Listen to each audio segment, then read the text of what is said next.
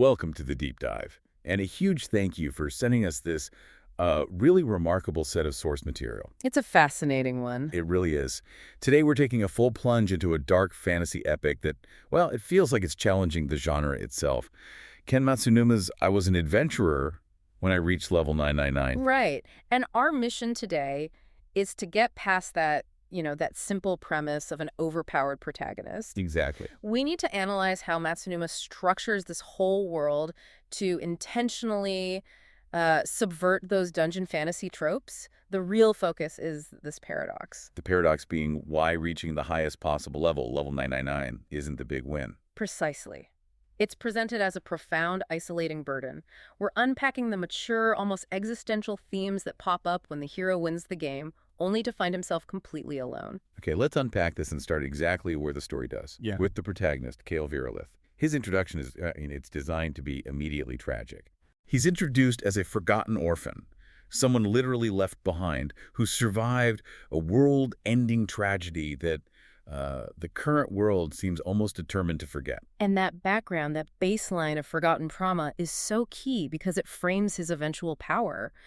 Kael's transformation isn't a training montage. No. It happens in one of the most interesting concepts in the sources, the fabled Hollow Deep. Tell us more about the Deep, because the source material treats it less like a place and more like a narrative engine for his change. That's a great way to put it. It's a living labyrinth where the standard laws of reality, especially time, are warped, and the monsters, they actively evolve to counter threats. Wow. So this means Kael didn't spend a few months grinding. He spent years, an entire lifetime, effectively, inside this temporal nightmare. So the Deep wasn't a treasure chest. It was a brutal ecology. Exactly. It demanded not just combat skill, but psychological resilience in the face of just, absolute isolation. So when he finally gets out, he's at level 999, the unprecedented survivor. And this is where the story truly flips the script, and why this dive matters for you, the listener. In normal fantasy, Kael returns to glory, right? Mm-hmm. He commands armies, solves everything instantly. Mm-hmm. But here, that level 999 status is explicitly the source of his isolation. How does the author show us this burden instead of just saying it? It's woven into the mechanics in his emotional arc. Kael's strength is rooted in this existential weight. For instance, his sheer power makes low-level interactions dangerous. Oh, interesting. He can't fight alongside normal allies without causing, massive unintended devastation. He looks at the world's problems, political squabbles, minor fights through a completely different lens, a lens of absolute power that normal people just can't relate to. It creates a gulf. He comes back to a world that barely remembers the orphan Kael, and it has no frame of reference for the godlike being who just walked out of the Deep. Yes. His power is an immediate barrier, which sets up the real conflict. His fight isn't just against big armies, it's a fight against ancient forces that threaten not just civilization, but memory itself. So he's basically a ghost, walking among people who've forgotten the very tragedy that made him. You've got it. That profound loneliness is the fundamental price of his success, and it's the emotional core that keeps this from being a simple power fantasy. He's completely unburdened by danger, but crushed by the lack of human connection. Okay, so here's where the narrative really expands, the sheer scale of the world building. Kael steps back into a world where kingdoms are on the brink of collapse. Absolutely. The world isn't waiting for a savior, it's deeply fractured. Kael immediately gets tangled up with a specific cast of characters, and they're essential because they force him to confront the human scale of everything he's trying to prevent. Let's look at these supporting players, because they sound like they're designed to push against his massive perspective. First up, there's a disgraced war hero. What's their role? The war hero holds these catastrophic secrets about past conflicts, betrayals, moral compromises, that sort of thing. Their presence forces Kael to deal with the messy reality of morality. Right. If Kael is limitless power, the hero is limits born of failure. They challenge Kael by showing him that even heroic intentions can lead to ruin, which deepens the whole theme of trauma and redemption. Then we have a brilliant young mage, but one who refuses to kill.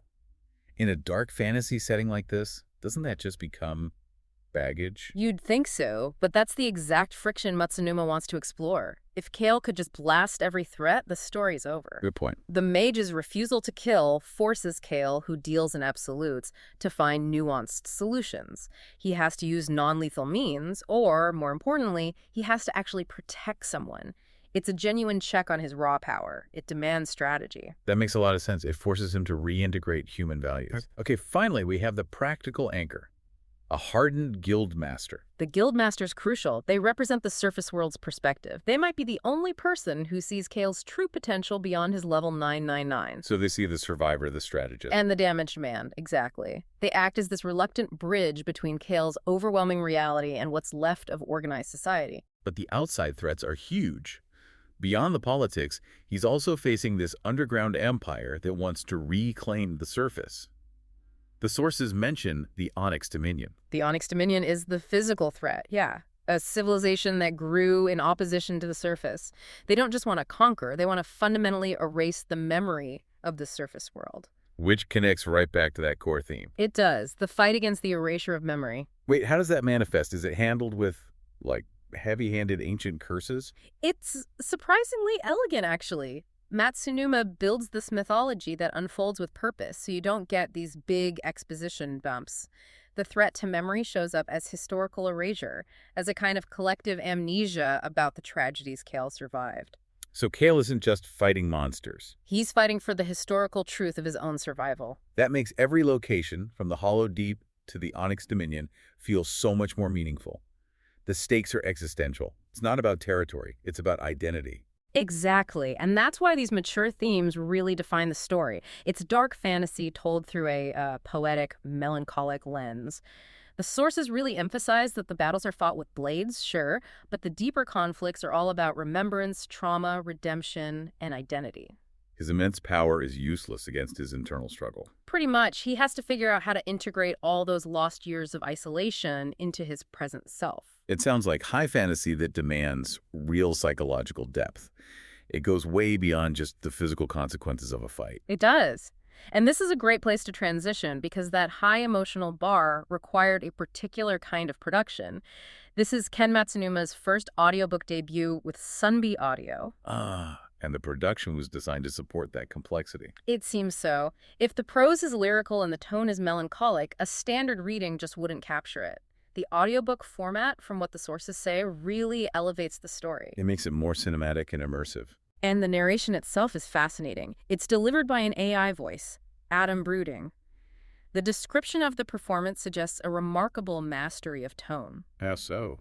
It adapts seamlessly. It's elegant during Kael's internal moments, sharp during combat, and has this haunting quality during encounters with the unknown. You know, using an AI voice for a character who's fundamentally disconnected from humanity, that adds an unintentional thematic layer right there. It really does. It almost mirrors Kael's own isolation.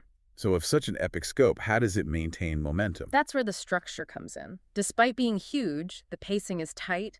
It's structured into parts that feel like episodes of a prestige dark fantasy anime. Which makes it perfect for binge listening. Exactly. It keeps you hooked on the mythology without getting lost. Okay, to give you, the listener, some context, this sounds intense. The source material cites some really specific comparisons for people who like this flavor of high fantasy. We should probably talk about those. We should, because they set a very high bar. When you look at the comparison list, you know the emotional territory we're in. We're talking about the unrelenting, psychologically challenging world of Made in Abyss. Right, with its themes of sacrifice and descent. Then there's the focus on trauma and consequence you see in The Rising of the Shield Hero. And the really big ones. The sheer, brutal psychological horror of Berserk. And the deep emotional cost of survival from Grimgar of Fantasy and Ash. Those are heavy hitters. All stories that don't shy away from permanent damage. Comparing Kael's struggle to those really says his level 999 isn't a cheat code. Not at all. It's just one tool in a toolbox filled with trauma. And it solidifies the overall assessment. This debut sets a high bar for Sunbii Audio. It's a haunting, elegant exploration of identity and what's left when everything else is forgotten. The story's ultimate success is turning what should be a simple fantasy win into this profound personal challenge. So what does this all mean for you, the learner? This narrative fundamentally challenges how we define success and power in fantasy. The core struggle for Kael isn't getting to the top. It's figuring out how to live and connect after you get there. Right. If Kael's strength isolates him from the very world he's trying to save, what is the ultimate price of achieving that absolute power? And it forces us to ask a question that goes beyond the fantasy setting. In a world fictional or our own, where systems and forces threaten memory, where truth is buried and trauma is forgotten. What active steps do we take to preserve identity? Kael's deeper battle is making sure the cost of survival isn't complete self-erasure. Exactly. It encourages all of us to consider the powerful difference between just having power and holding on to the human purpose for that power. If level 999 costs you your soul or your ability to relate, did you truly win? Thanks for diving deep into the hollow deep with us today.